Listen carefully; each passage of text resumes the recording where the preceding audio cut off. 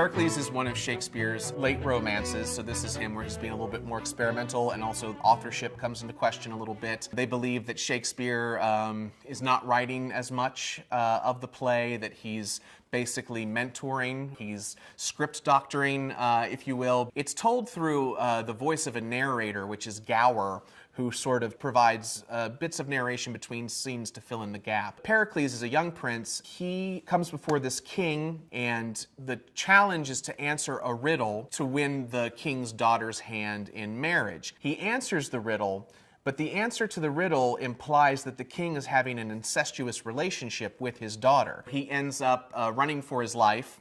He's in a shipwreck. He comes up on a desert beach just in time to encounter this sort of tournament that's happening. Everybody's got, state-of-the-art weaponry for that time, and he has nothing, and he doesn't have sort of a banner or anything. He has a twig that has a phrase on it which simply says, "In this hope I live," which is one of my favorite lines from that play. He wins the fight, even though he shouldn't. He ends up marrying a princess named Thaisa, who gives birth to their daughter, Marina, while they're on a boat in a storm.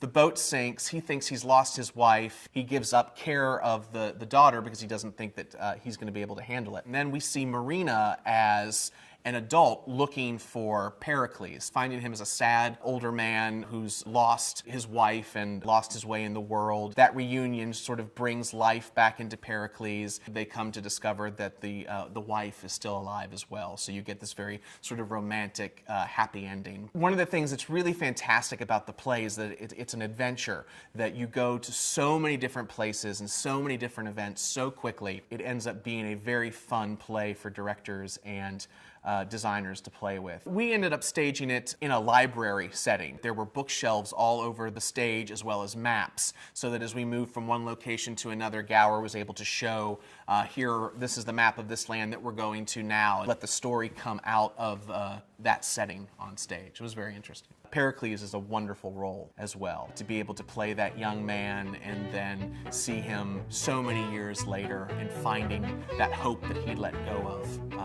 some time ago come back to him is very beautiful.